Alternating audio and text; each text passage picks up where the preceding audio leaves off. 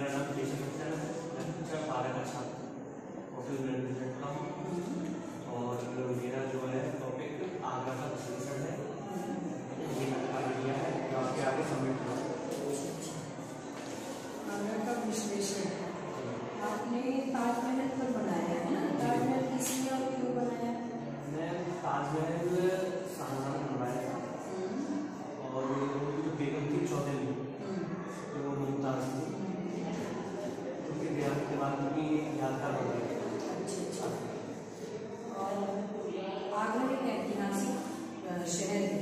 इस शहर में कौन सी ऐसी चीज़ है जो आपको बहुत पसंद है? आगरा का ताज है, हमें सबसे ज़्यादा आकर्षित ये 8 अजूबों में से 7वां हमारा अजूबा है जो कि आगरा में है। और इसका जो है निर्माण, क्योंकि इसमें जो पत्थर लगाया है वो बाहर से मंगाया गया था। अच्छा, और इसको बनाने में कितना समय लगा था? मैम इसको बनाने में 22 वर्ष लगे थे और ये आगरा में यमुना नदी के किनारे है। ये जो प्रोजेक्ट कर रहे थे तो कैसा लग रहा है? मैम काफ़ी अच्छा लगा और कुछ ऐतिहासिक बातों का भी इसमें महसूस किया है। अच्छा, मतलब करना चाहिए मुझे। अच्छा है, क्योंकि प्रैक्टिकल जो है कोई भी चीज़ पढ़ लो तो प्रैक्टिकल नहीं करते हैं इस चीज़ को, सीखने को नहीं आता। इससे आपने क्या सीखा? इसके बाद हमने ये सीखा कि एक और तरीके किसी चीज़ को सबमिट करने का, जैसे हमें उसको बारे में लिखना है, उसको आगे बताना है, उसे पढ़ने के बाद में तो एक अच्छा अनुभव इससे प्राप्त होता है। इससे आगे कभी भी जो भी लिखते हैं इस तरीके का, उसमें कभी हम कोई भी प्रॉब्लम ऐसी आएगी। ठीक है, मैं क्लास 12 HM का छात्र हूँ और मेरा टॉपिक है आधुनिक सिनेमा में वर्तमान स्थिति। आधुनिक सिनेमा में वर्तमान स्थिति। आधुनिक सिनेमा और पुरानी सिनेमा में क्या अंतर नजर आता है? मैम जो पुराने सिनेमा होते हैं वो मैम एक ही 2,000 टिकट लगती है और सब लोग अपनी फैमिली के साथ जाते हैं। और मैम जो अब की बार हो गया मैम फोन में भी कुछ लोग पिक्चर देख लेते, मूवी देख लेते और मैम प्रोजेक्टर एक होता है उसमें कनेक्ट करके वो लोग मतलब ये कहना चाहते हैं टेक्नोलॉजी। अब मैम टेक्नोलॉजी आ गई तो मैम वो अब जाते नहीं हैं, अपना रुपये भी जाना है। तो बड़े थिएटर में जाने की जरूरत नहीं है। शूटिंग करते समय खर्चा वो हो जाता है पहले जैसे करते थे तो वो अभी फर्क पड़ा है क्या? फर्क तो पड़ा है। क्यों फर्क पड़ गया? क्योंकि मैं पहले मैं उनका वो टिकट मतलब सिनेमा घर में जाकर उनके रुपया कमा लेते थे।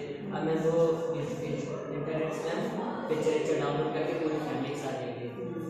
अच्छा, आपने लिखा गदर 1 और गदर 2 की जो है कंपैरिजन किया है, तो दोनों मूवी में से गदर 1 और 2 में कौन सी ज़्यादा अच्छी लगी? मैं मुझे गदर 1 अच्छी लगी क्योंकि ये मैं उस हिसाब से मैं टेक्नोलॉजी और मैं उसकी एक्टिंग में बहुत अच्छी लगी मैम। क्योंकि ये जो आदमी था तारा सिंह, उसे एक लड़की से वो हो गया, प्यार हो गया था। तो मैम वो स्कूल की वो थी समीना, तो मैम उसके लिए उनको पाकिस्तान गया, उससे लड़े उसके पिता से और फिर वो किसी गया। गदर 2 में क्या है? गदर 2 में ये होता है कि जब तारा सिंह ये सब हो गया, उसका एक लड़का था जीते, वो मैं बड़ा हो गया था, उसकी डिमांड होती वो एक्टिंग करने लगा। पर मैम तारा सिंह को पसंद नहीं था ये। तारा सिंह कहते कि ये पढ़ाई लिखाई करना। वो मैम एक दिन की बात है तो इंडियन सोल्जर को फोन आया कि मैम युद्ध हो गया, जल्दी आ जाओ। तो मैम गया पर उधर पे मैम बस वो पकड़ गया। फिर मैम उसका लड़का ये कहता कि मेरा पिता जब पाकिस्तान जा सकता तो मैं जब जा सकता। फिर मैम उसे लड़के को भी एक लड़के से प्यार हो गया। फिर मैम वो 4 लोग 3 लोग आ गए। अच्छा, यही मूवी में बहुत सारे किरदार हैं, कौन सा किरदार बहुत अच्छा लगा? मैम मुझे मैम 2 किरदार अच्छे लगे, एक है मैम सरीना का और एक है तारा सिंह। और ये जो प्रोजेक्ट किया है आपने, तो करते समय आपने क्या सीखा? मैम ये सीखा है कि मैम अगर तुम किसी से मोहब्बत करो तो मैम पूरी वफादारी से करो मैम और उसके लिए कुछ भी करो। और ये वो तो कहानी की बात है, गदर 1 और 2। इस प्रोजेक्ट को करते समय क्या क्या सीखा? प्रोजेक्ट जो किया है तो पॉइंट वाइज किया है, क्या क्या चीज़ें हिंदी के पॉइंट ऑफ व्यू से, लैंग्वेज के पॉइंट ऑफ व्यू से आपने क्या सीखा? पहले मैंने सब पढ़ा, फिर मैंने उसे लिखा, फिर मैंने समझा कि क्या करें। मतलब लिखने का एक अपना अनुभव प्राप्त किया है ना? ठीक है। प्रोजेक्ट बनाया है कविता कविता क्या है ना? जी टॉपिक क्या है आपका? कविता मुक्त हृदय कुमार। आपका टॉपिक है मुक्त हृदय कुमार, एक विश्लेषण है ना? तो सबसे पहले मुझे बताओ गौरव, ये आपने लिखा है, खुद लिखा? अच्छा, तो सबसे पहले ये बताओ गौरव कि कविता किसे कहते हैं? मैम कविता एक ऐसी विधा है जिसको हम किसी कहानी या किसी मनोभाव को एक कलात्मक रूप से लिखते हैं, एक भाषा में कविता अपने आप निकलती है ना, मन से। अच्छा बताओ, कविता लिखने के लिए कौन कौन सी चीज़ों को ध्यान में रखना बहुत जरूरी होता है? मैम कविता लिखने के समय एक तो हमारा मन एक अपने होना चाहिए,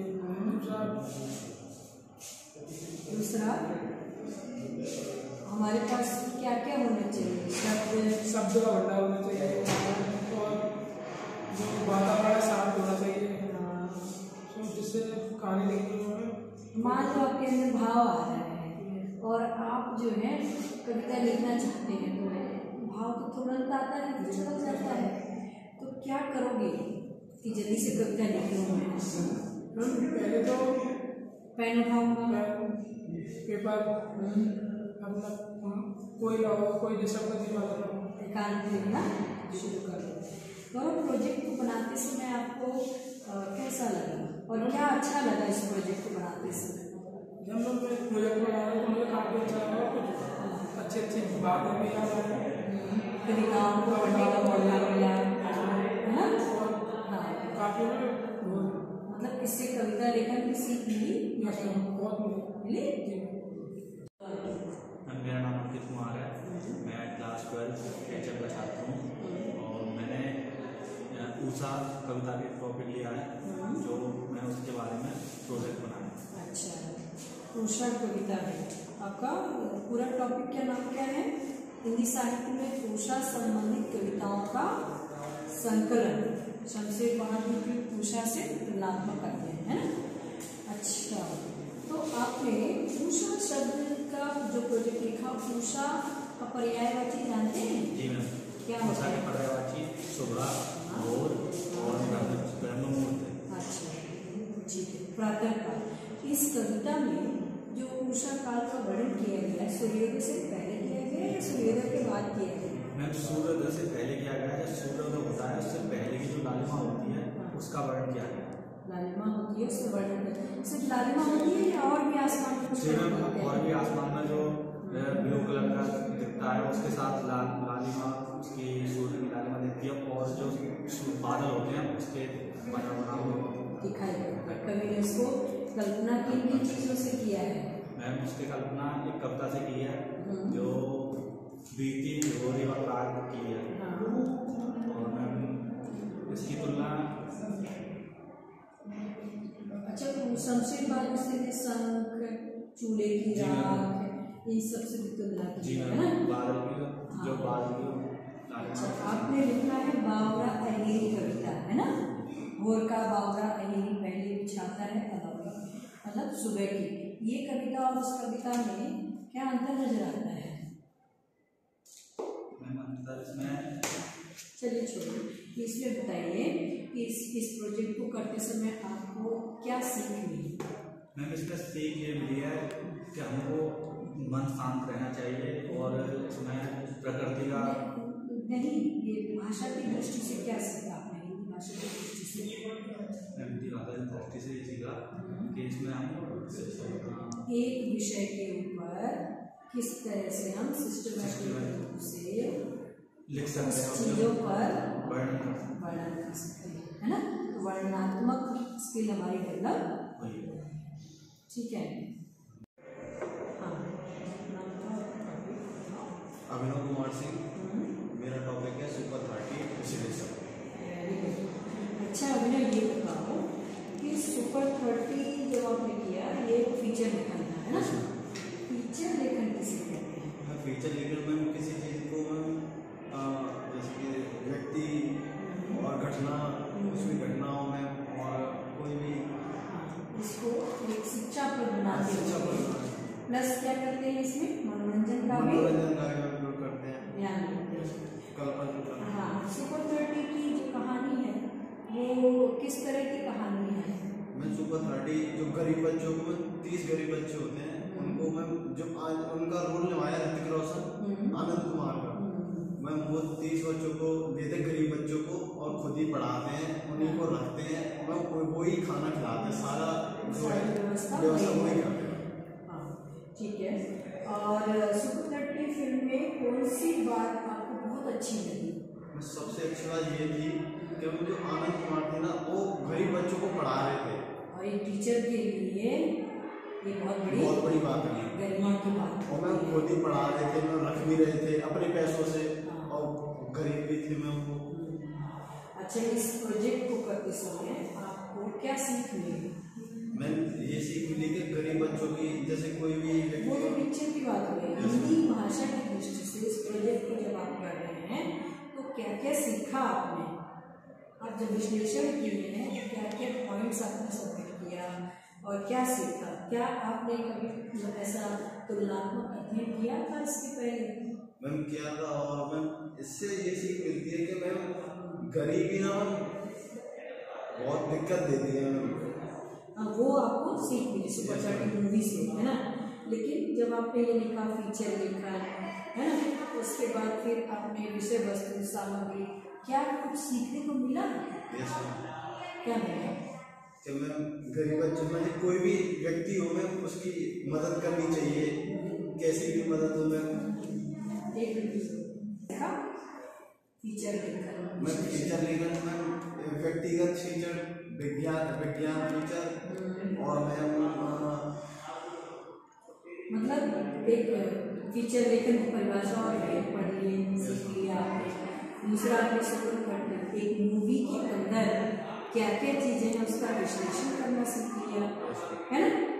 ठीक है।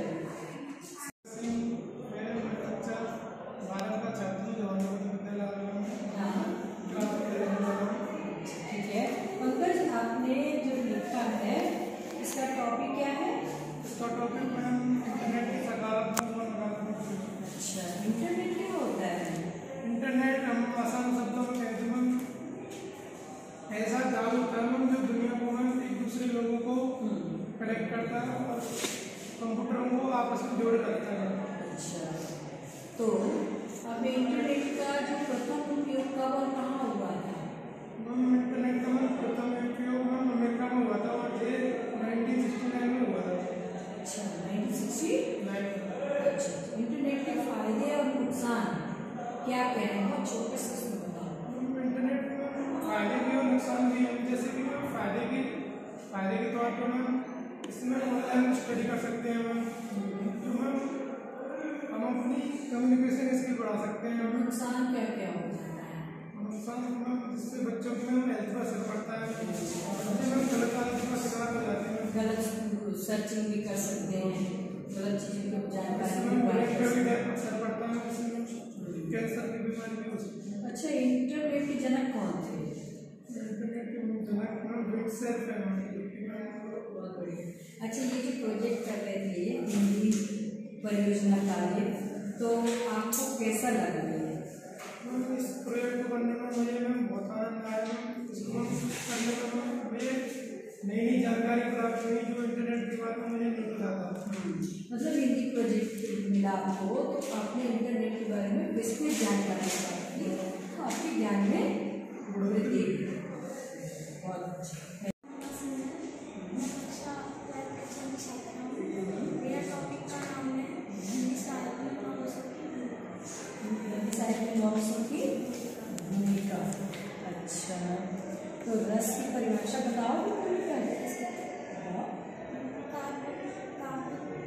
काव्य में पढ़ते या सुनते समय जब आनंद की अनुभूति होती है उसे रस बोलते हैं। अच्छा, रस का शाब्दिक अर्थ क्या होता है? आनंद। रसों की कुल संख्या कितनी है? 11 है।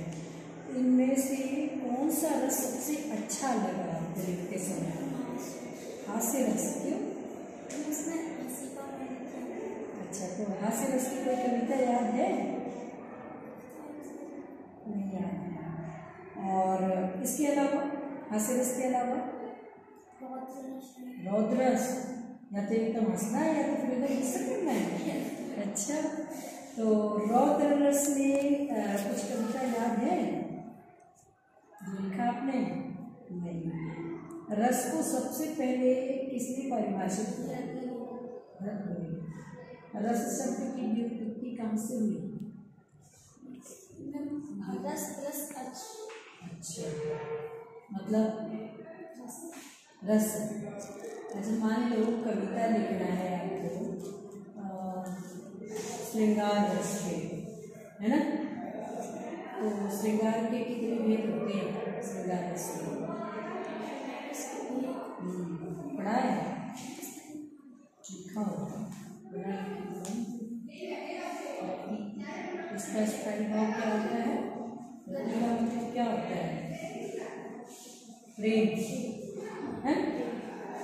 प्रेम हमारे जीवन के लिए कितना आवश्यक है? अच्छा, लास्ट में क्वेश्चन जब किया तो क्या सीखा इससे? ऐसे प्रोजेक्ट्स और बच्चे को देने चाहिए, देना चाहिए, क्यों देना चाहिए? अच्छा, फॉर एग्जाम्पल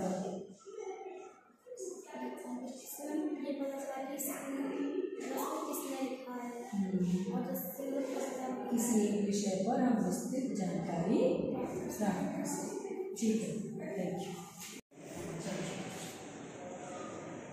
मेरा नाम है, मैं कक्षा पहले से की छात्रा हूँ और मेरा प्रोजेक्ट टॉपिक है एनी फ्रैंक की डायरी, उसका विश्लेषण एवं डायरी कला है। डायरी लेखन की कला और एनी फ्रैंक की डायरी है। तो शीर्षक आपका क्या है? पूरा डायरी लेखन की कला, और आपने एनी फ्रैंक की डायरी का विश्लेषण किया है। ठीक है, तो सबसे पहले ये बताओ मुझे कि डायरी लेखन होता क्या है और क्यों लिखना चाहिए? मैम, डायरी लेखन एक सच्ची व्यक्ति की तरह होती है, जिससे हम उसमें अपना सारा दिनचर्या ले सकते हैं, जो हमारे साथ जो घटना हुई है वो हम उसमें लिख सकते हैं। और उसे हम पुराने, जैसे कि हम किसी अवसर में या किसी दुखी समय में अपनी डायरी में लिख सकते हैं और हम उन्हें यादगार बना सकते हैं। और मैम डायरी हमें लिखनी चाहिए, क्योंकि ज़्यादातर लोग इंसान को परीक्षा नहीं करते। आपने एनी फ्रैंक की डायरी की डायरी में क्या खास बात देखी है? मैम, एनी फ्रैंक की डायरी में उसने सबसे अच्छा यह बात सिखाई है कि हमें लोगों पर विश्वास नहीं करना चाहिए। और मैम, जो भी है अपने उसने किस परिस्थिति में उस डायरी में लिखा? मैम, उसने अपने में सारी प्रॉब्लम को क्रिएट किया उस डायरी में। तो कौन सा वातावरण था? मैम, वातावरण था, वहाँ पे युद्ध हो रहा था और मैम एक कोने में बैठ के उसने अपने घर से बचने के लिए कोने में बैठ गई, उसने वो डायरी। अच्छा, मुझे ना मालूम है ये डायरी लिखना एक बहुत बड़ा सरकार के लिए एविडेंस बन गया था, पता है? उसने तो अपने सुख के लिए डायरी लिखने के बाद में एक बहुत बड़ा दस्तावेज बना, है ना? तो कोई नहीं जानता था, जो उसमें मेन जो लड़ने वाला जो है वो था, हीरो नहीं कहेंगे, उसने मना कर दिया था कि नहीं लिखना, लेकिन वो डायरी प्रमाण है। इस प्रोजेक्ट से और क्या सीखा? मैम, इस प्रोजेक्ट में मैंने सीखा कि जैसे कि हमारे जो आसपास वातावरण है हम उसको महसूस करें और अपने आसपास पशु पक्षी जो भी है उनके लिए कुछ आनंददायक चीज़ें बनाएं, जिससे वो भी अच्छी तरीके से रह सके इस वातावरण में और इंसान में। ये महावीर वर्मा के महावीर वर्मा इस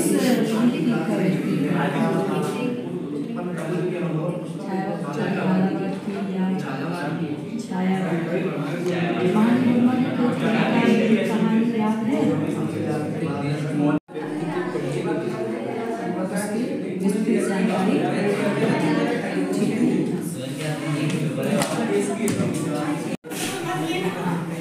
जानकारी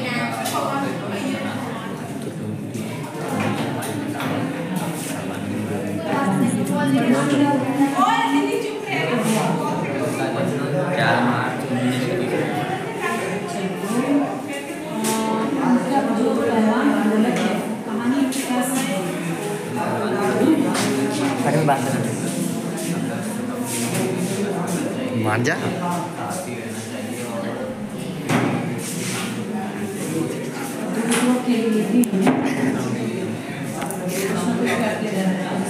वाले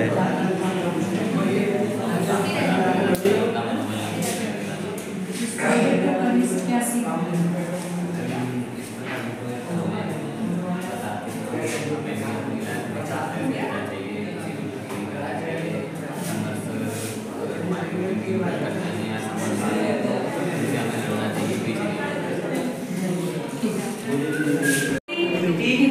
मैम मैम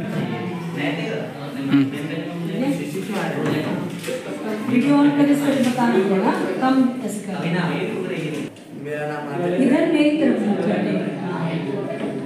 चलो मेरा टॉपिक है जो कबीरदास के जीवन कबीरदास के जीवन कबीरदास जी कहाँ पैदा हुए थे? तो कबीरदास जी काशी में एक तालाब में कमल के फूल के ऊपर बच्चे के रूप में पड़े मिले थे, है ना? कबीरदास के अनुसार ग्रंथ है कबीर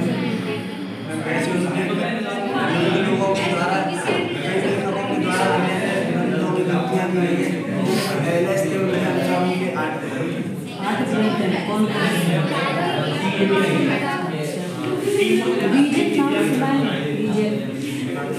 कबीरदास की एक अच्छी एक ही ग्रंथ है जिसके अंदर साखी सबल लिखी गई साखी सबल। तो कबीर के जीवन से क्या सीख कबीरदास जी पढ़े लिखे और कबीरदास जी ने अपना कलम में उठाई और ना ही कागज लेकिन मैं अपने मुख से बोलते थे और मैं बिना पढ़े लिखे हुए उन्होंने कुछ इलाज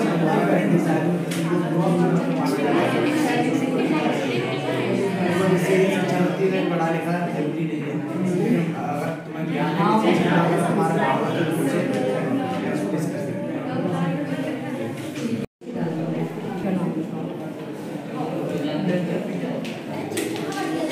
स्टार्ट कर दिया?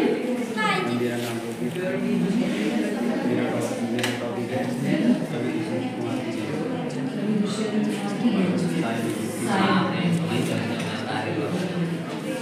दुष्यंत कुमार जी का जन्म कहाँ हुआ था?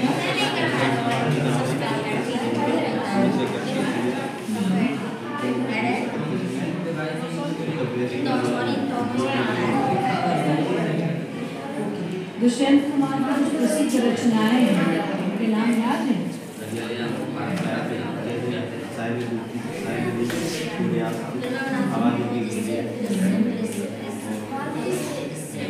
दुष्यंत कुमार की गजल को याद है? एक आध लाइन कुछ याद है?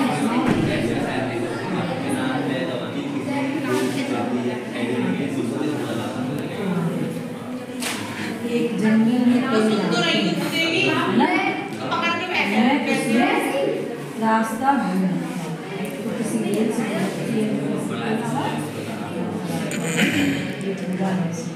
अच्छा ये प्रोजेक्ट करके कैसा लगा?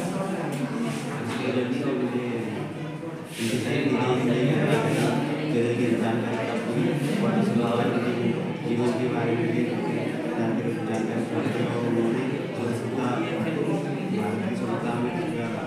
प्राप्त पढ़ाई से हटके इस काम को करने थोड़ा अच्छा लगा?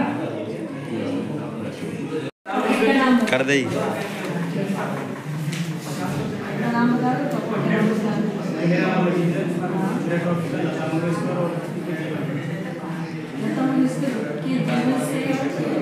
से की विशेषताएं उनका स्वर इतना मधुर था कि उनके गाँव में दुनिया को अवार्ड मिले उनको सारे अवार्ड मिले कुछ प्रमुख हैं उन्हें 3 अवार्ड मिले और उन्हें बेस्ट महिला अवार्ड मिला और 1989 में ज़्यादा अवार्ड मिला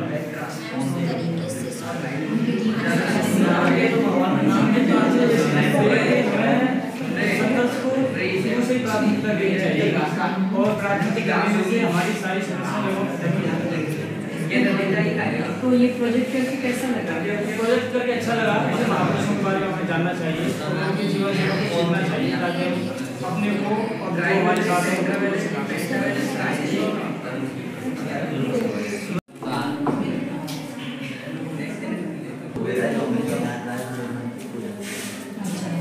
राजा सूरजमल ने अपने जीवन काल में कितने युद्ध लड़े और कौन कौन से युद्ध जीते? मैम उन्होंने 80 युद्ध लड़े, 80 जीते और उन्हें मुगल शासक कहते थे, अफलातून के नाम से। अफलातून के नाम से? अच्छा, सूरजमल कहाँ के राजा थे?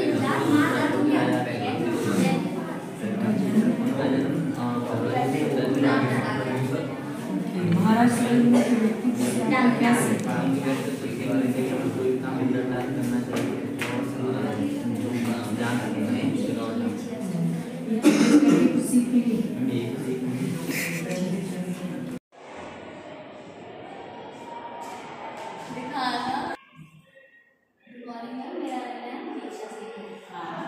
टॉपिक का नाम बताओ। जवान फिल्म के ऊपर मैंने किया था। जनसंचार का लोकप्रिय माध्यम सिनेमा और जवान फिल्म का समीक्षा किया। तो सबसे पहले ये बताओ, पुरानी जो फिल्में थी और नई फिल्में हैं उनमें क्या अंतर नजर आता है? पुरानी फिल्मों में और नई फिल्मों में ये अंतर है कि इनमें बहुत टेक्निकल चेंजेस आए हैं। पहले ज़माने में हम लोग नेचुरल मतलब प्राकृतिक चीज़ों का इस्तेमाल करते थे, लेकिन आजकल आर्टिफिशियल चीज़ों का इस्तेमाल करके काफ़ी बेहतर तरीके से फिल्में बनाई। हाँ, मतलब पहले जो शूट करते थे तो वास्तविक वातावरण को शूट करने की कोशिश करते थे। आज जो रहते हैं वो आर्टिफिशियल देखते हैं। जवान फिल्म देखी आपने? उसकी कहानी बताओ मुझे। जवान फिल्म में किसानों के लिए की गई है, जिसमें जो हमारे शाहरुख खान है वो मेन रोल निभाते हैं, जो कि किसानों के हित के लिए लड़ते हैं और जो पॉलिटिक्स खेली जाती है लोगों के साथ, गरीबों के साथ, उनके लोन नहीं चुकाए जाते, इस सब के उन्होंने विरोध किया है और किसानों का साथ दिया। इस प्रोजेक्ट को करते करते क्या सीख मिली आपको? इस प्रोजेक्ट को करते करते मुझे बहुत कुछ सीखने को मिला। मैंने जवान फिल्म देखी, उसको बहुत अच्छे से पढ़ा, उसके बारे में मुझे पता चला पॉलिटिक्स में लोग कैसे करते हैं, ये सब पता चला मुझे। और काफ़ी कुछ प्रकृति से भी देखने को मिला